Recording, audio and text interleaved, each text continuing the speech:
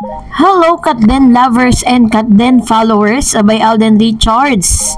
Usap-usapan tungkol sa kanyang recent post. But before that, if you haven't subscribed yet to my YouTube channel, please don't forget to like, share, and subscribe at hit mo na rin ang notification bell for more showbiz updates. Bago tayo of course magpatuloy sa ating updates for today's video, of course nais ko pong pasalamatan kayo for always watching and trusting this channel. Thank you so much sa inyong panonood. Narito po ang ilan sa mga photos at mga kaganapan po sa kaarawan mismo ni Miss Maine Mendoza, kung saan usap-usapan din po sa social media ang presensya nitong si Alden Richards dun po sa birthday ni Maine. The noontime Bulaga gang was reunited during the celebration. In a series of photos uploaded on Instagram last Monday, March 3, Raisa Maydison of the TV Noon Show Eat Bulaga shared snap from the recent birthday celebration of her fellow Dover Cats Maine Mendoza. In the said gallery, Raisa gave her followers peek into the happenings of this special night, eventually revealing a surprise to many in the port photo. Spotted in the intimate occasion was former Eat Bulaga mainstay and main partners in the Aldab Lab team, Alden Richards. And the Asia multimedia star was also photographed, although partially in other images of Raisa taken during the event. So dahil po sa mga photos na naglabasan na ito, ang dami pong mga stories at ang dami pong mga chika na naglabasan patungkol dito, no? Pero syempre, nalinaw naman po sa lahat ng mga fans ni Alden na yun pong pagpunta niya doon is a friendly invitation coming from Miss Maine Mendoza.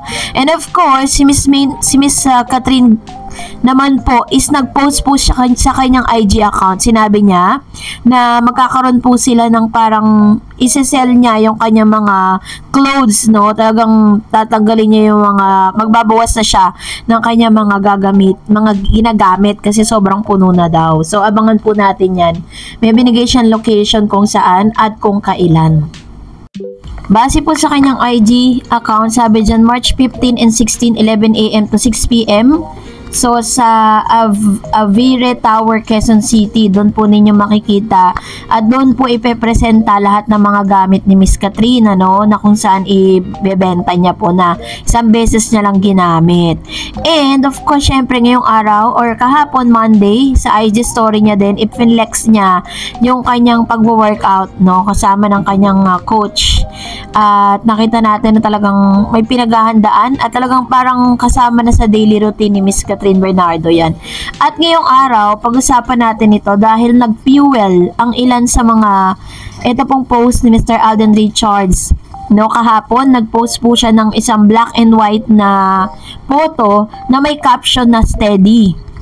Dahil po dito is talagang nagkaroon po ito ng ingay sa social media na nilike po ng 1,108 na comments, tapos iba't ibang tao at mga followers niya including Miss Carmi Raimundo ang nag-like sa kanyang post. So according po sa ilang mga netizen is tila baga may ibig sabihin ng kanyang post kasi it was black and white and steady lang yung nakalagay. Dahil matapos yung mga kabi-kabilang mga issue, tila baga sinasabi ni Mr. Alden Richards that still steady pa rin siya, no? Pero of course syempre hindi rin naman nagpatalo dahil nga lumabas yung mga photos na nandun si Alden Richards sa birthday ni Maine.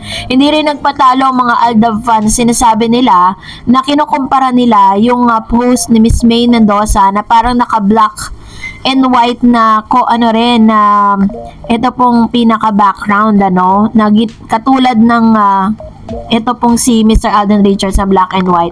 Pero syempre, katulad ng sinasabi ng ilang mga netizen, kailangan daw i-inculcate natin sa utak ng mga Aldab fans na kasal na po si Maine at si Mr. Adjo Atayde. Kaya hindi nila pwedeng ipagpilitan that post was intended to Maine, no? At sinasabi rin naman ng ilang mga Katden fans na ito daw di umano ang parang estado ng puso ngayon ni Mr. Alden Richards despite of all the issues at despite sa lahat ng mga bashing na nararanasan po niya pagkatapos lumabas ang iba't ibang mga rumors patungkol sa kanila ni Catherine Bernardo.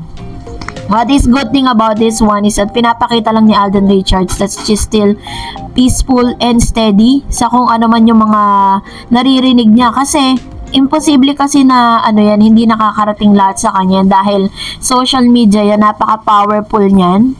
At talagang masasabi natin na may say naman sila patungkol sa mga bagay na yun. Kaso nga lang dinadaan lang nila sa mga ganung bagay, 'di ba? Kaya naman sobrang nakampante na naman po ang mga Katden fans.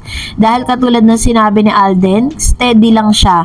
Tapos si Miss Catherine naman, si Miss Clarity.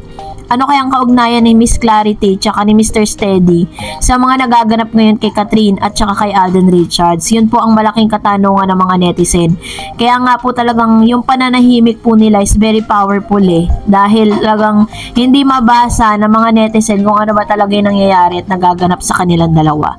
So anyways, dahil kayo po ay mga Katden na lovers at alam ko po na alam nyo pong i-interpret lahat yan. So dahil dyan, narito namang ilan sa mga komento at reaction po ninyo.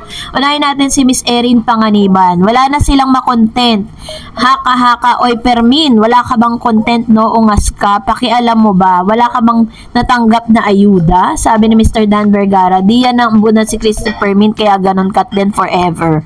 Yan. So kasi naman, sobra naman kasi mga sinasabi niya kay Alden Richards. Kung ikukumpara mo dun sa mga time na talagang sobrang pinagtatanggol niya, tapos binababa niya si Daniel. Tapos nung nagkaroon naman ng issue na nagkausap na si Catherine at saka si Mr. Daniel, bigla naman siyang bumwelta, biglang naiba na naman yung ihip ng hangin. Sabi ni Sir Joel, dapat dyan kay Christopher Min, wag nang panoorin kasi puro paninira lang ng mga artistang ginagawa niyan. Wag niyong panoorin, di kikita yan. Very true. Sabi ni Mr. Renato Sain, I love Alden the way he answered the issue about Christy. If this unprecedented,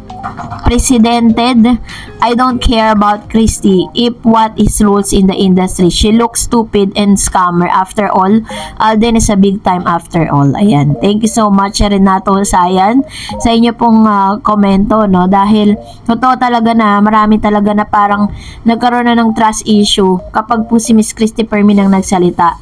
Sabi ni Miss Daya Resed, gusto naman ng another envelope kaya tinira si Alden. Tama naman, sinabi ni Alden, umaray si Christy naman. Yan. Sabi ni Miss Bastayali Han, pera-pera yan, dapat ambunan o regalo. Tignan nyo, mukhang tabingin na yung kulay dilaw na balat. Ayun. So, kasi kung dati po nababalitaan ninyo, isa sa mga nilalabi nitong si Miss Christopher Min na talagang naabutan siya, pinapadalan siya ng bulaklak, pag birthday niya, pag kung ano yung okasyon, di siya nakakalimutan.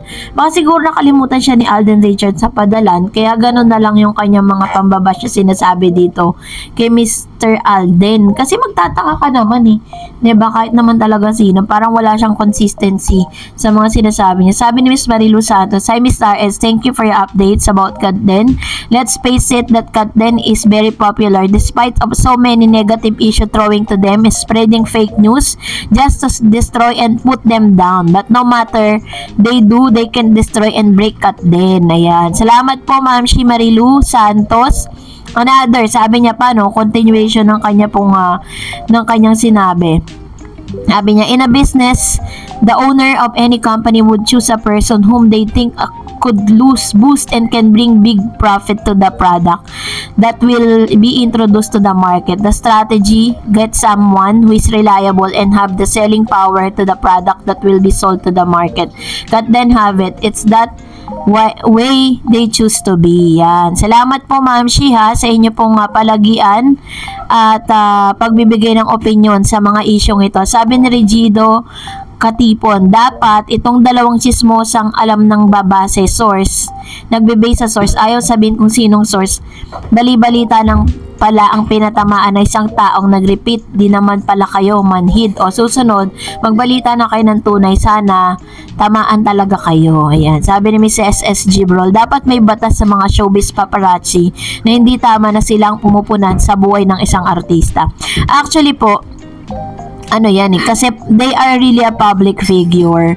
The reason why is meron talagang mga ganyan, no? Pero yung para siraan mo at parang parang below the belt na yung sasabihin mo, that's really yun po talaga yung parang pwede ka ng kasuhan, na parang sinisiraan mo na yung pagkatao ng isang tao. Sabi ni Miss Malu, ano ba ang bago kay Christopher Min? Naging ganyan din siya kay Willie Revilla, may Daniel Padilla, now is Alden Richards naman ang pinag-iinitan. As long as you give ayuda to her, ay mabungo ka sa kanya. No ayuda, puro nega ang mga binabalita nila. Grabe tong si Christopher Min, mukhang malaki ang pangangailangan. Alam mo na, dati pa talaga, yan na talaga yung tagline kay Miss Christie na kailangan pakikisamahan mo siya ng todo, diba? Parang kailangan ipapakita mo sa kanya that she's really important para talagang maganda yung mga write-ups na ilagay niya dun po sa, pero alam nyo, somehow inaalaw yan sa showbiz kasi isa rin yan sa mga part ng ng parang kapag daw kasi pinag-uusapan ka sa showbiz, ibig sabihin relevant ka pa. So, yun lang yung pinaka-positive outcome. But, and that's it for today. For more videos and updates, please don't forget to like and subscribe. And please don't forget to follow my Facebook page, Dar Eds TV. God bless everyone.